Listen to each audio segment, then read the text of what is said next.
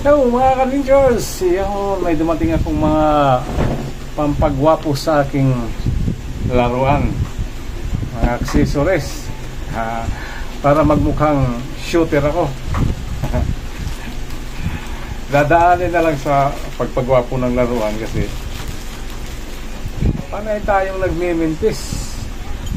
Ito kasing design ng aking paniksay, sadyang paniksay talaga, pang open sight. So meron ako ditong red dot. Ang problema, ayan,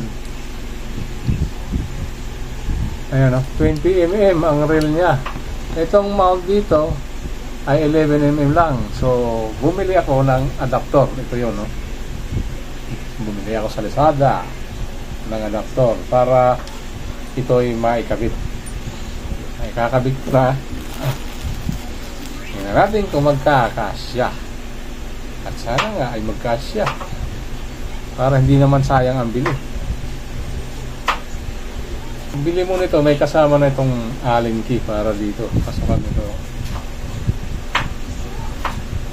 Ito ang aking stress reliever, itong laruan ito. Ang problema nito, pag tatama, isisiro natin ito ng maayos. Sobrang taas. Yun lang.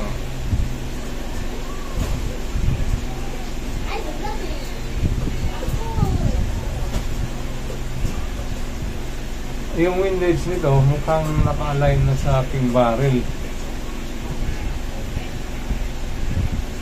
Yung elevation na lang ang laki ng i-adjust. Kailangan kong yan o.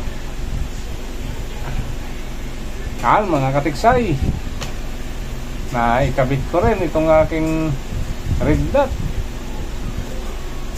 Pero susubukan ko yung mount dito, yung telescope, para magnified yung target. Yun o. Alright, adjust pa guys, para magmukhang sharpshooter kahit hindi. Tumama na ako sa tilapia. Sa bawat 3 putok makakaisa ako ng tilapia. Satisfied na ako doon. Lalo na kapag kada putok huli ang tilapia, di panalo yun. Hindi ako magmamagaling magyayabang na ako'y sharpshooter. Marami din akong mintis sa aking mga tinatarget ng mga tilapia. Kaya pag tumatama, nakakatuwa lang sa pakiramdam pag tumatama. Nice.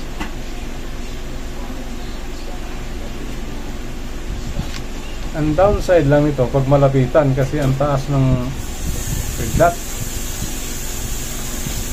Yan ako ang pinakasagad nito sa elevation pagka in-adjust na.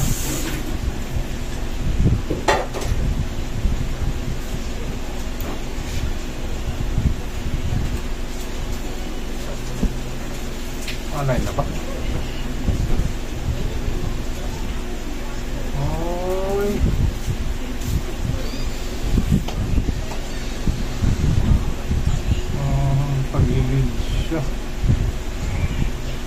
No good ra. Tagilid. Yes, na. What is that? Kailas Boutique. Ayan. Subscribe daw kayo. Yan, Kailas Boutique. Yan. Ayan, oh. Okay. Yan na. Na-promote na ang channel mo.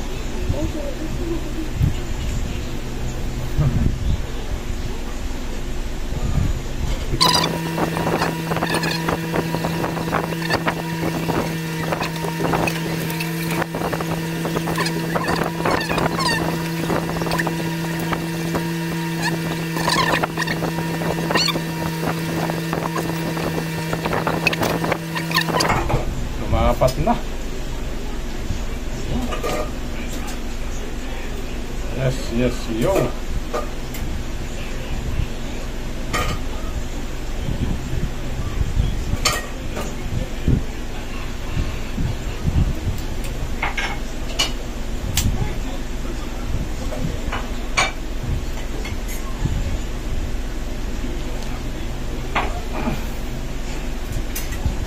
Dati itong red dot dito nakalagay sa aking spear gun. Yan. Yan ang pinanghuli ko ng dalag. So nakadali na yan sa dalag. Kaya lang dito siya nakamount dito sa spear gun na ito. Laruan di guma. Yan, paneksay ko.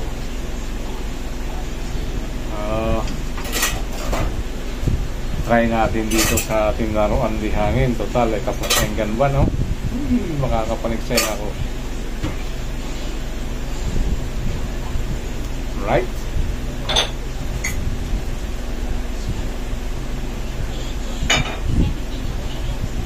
On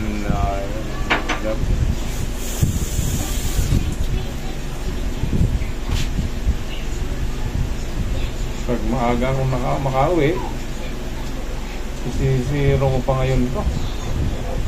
Ang layo. Pati pala yung kanyang windage ay nagbago. Dahil nakasiro ito, naridat doon sa aking spear gun. Ito, ang taas ng itinaas. Ilang inches yan? 2 inches. Ang laki nang i-adjust sa kanyang elevation nito. So, sa windage okay lang. Mga kakunti lang i-adjust. So, yan na yan. Matitisting ito sa aking biyok. Yan. Ayos, pero ganda tingnan, no? Sana hindi lang maganda tingnan. Sana magtatama ako nito. Ay, nanalo. May lalagay ko pa yung scope ko dito dahil meron na lang rail adapter.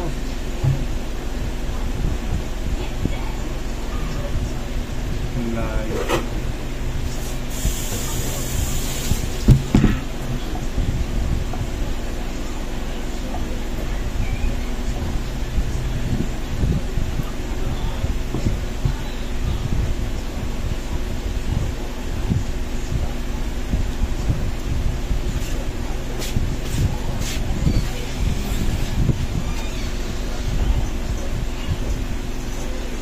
Ayan guys, abangan nyo na lang yung hunting video nito pagka na-zero ko na.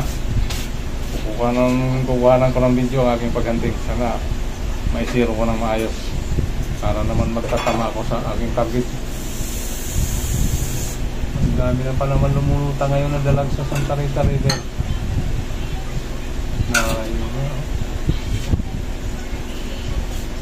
Alright.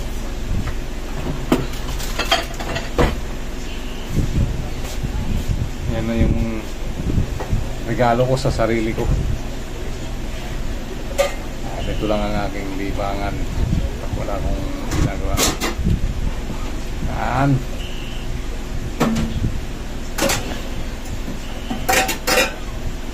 Gawa ni Mr. Domingo Santa Ana itong aking organ ng kay Rizal. In case na kayo interesado, meron din tayong tropa dito sa Olongapo na nagbubuo nito. Kung kayo interesado, comment lang kayo sa comment section ng video ito para i-refer ko sa inyo yung mga tropa natin na gumagawa ng mga ganito. Sa Olongapo, meron tayong tropa. Kung kayo banda dyan sa Manila, ayan, tropa natin si Domingo Santa Ana, maker ng paniksay na ergan. Ito, grooveless ito ang aking laruan kasi sadyang dinisign ito para sa bala ng tiksay para smooth ang takbo. So yan lang muna ang ating video guys. Abangan nyo na lang ang susunod na mga videos na gamit ko itong aking paniksay na laruan di hangin. Ito, may nakamount ng red dot, pampaganda, pampagwapo sa aking laruan. Magmumukha tayo nitong sharpshooter. Kahit hindi, mas bilid pa rin ako sa mga open sight na mga hunters dahil aim and draw and aim, ano ba yun? Aim and shoot talaga sila, magagaling bumaril. Yung adjustment nila sa isda kahit lubog, magagaling ng adjustment nila. Yun ang hanggang ngayon pinag-aaralan ko kung gaano kalalim ang i-adjust. See you at salamat sa inyong panonood sa video ito. Kita-kita na lang tayo sa susunod na video. Maraming salamat. Bye-bye.